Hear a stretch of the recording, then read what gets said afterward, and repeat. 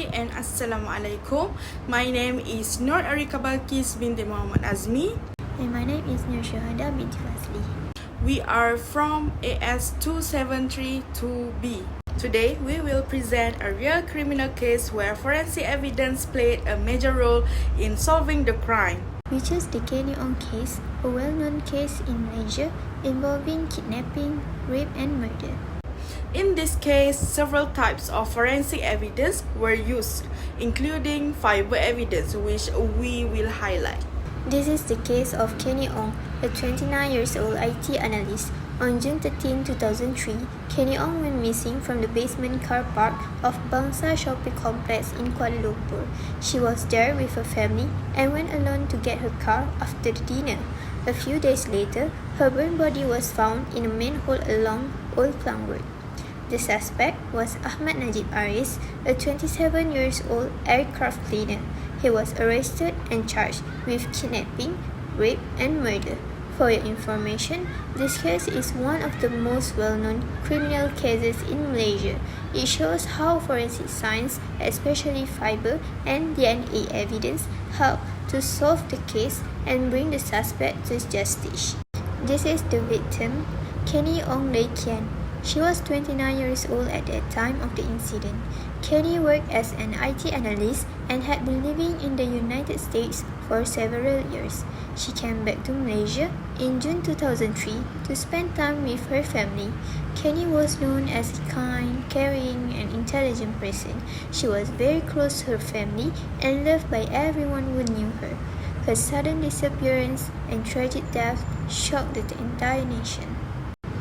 The main suspect in this case was Ahmad Najib bin Aris. He was 27 years old at the time of the crime. He worked as an aircraft cleaner in the Malaysia Airlines. Before this case, he had no serious criminal record.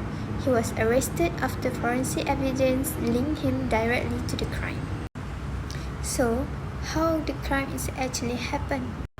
On the night of June 13, 2003, Kenny Ong entered the parking lot at Bangsa Shopping Complex alone to get her car. Ahmad Najib followed her and forced her into her own car.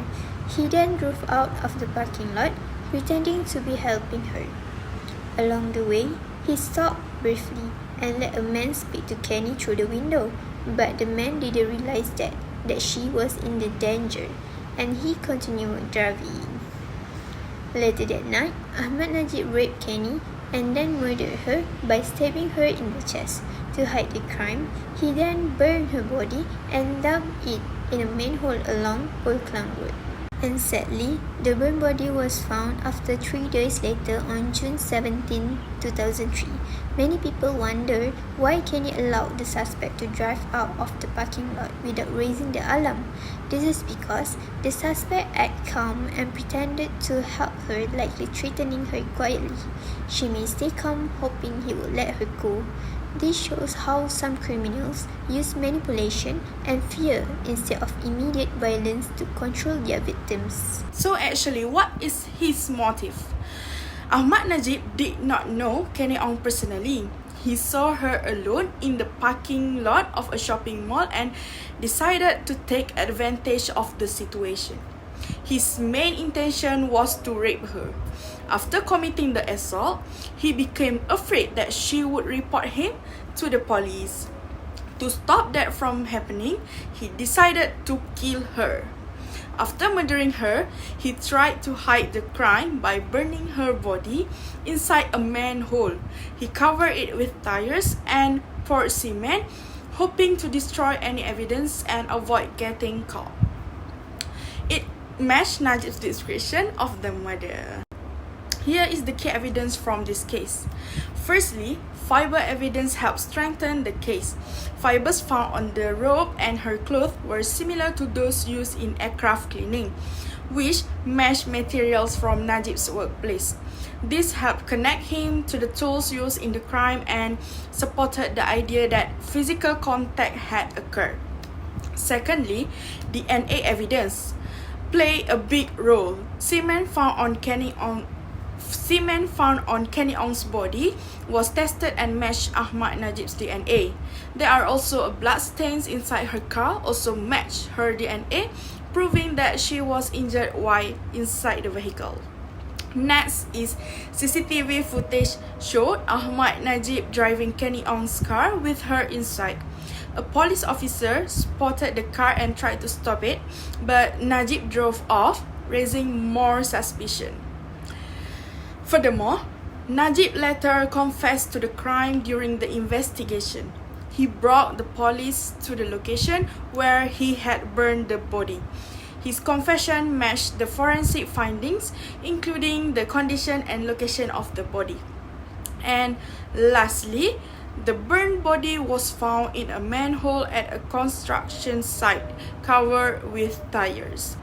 Lastly, to be concluded, Ahmad Najib was found guilty and sentenced to death in 2005 for the murder of Kenny Ong.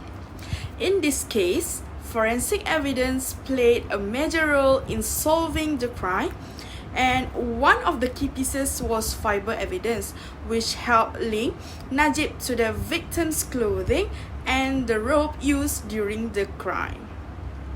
This fiber evidence, together with DNA results, CCTV footage, and Najib's own confession, made the case much stronger in the court.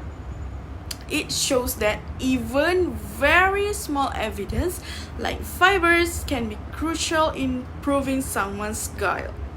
This case also highlights how important it is to properly collect and analyze trace evidence in any forensic investigation. I think that's all from us. Thank you for lending your ears. Bye!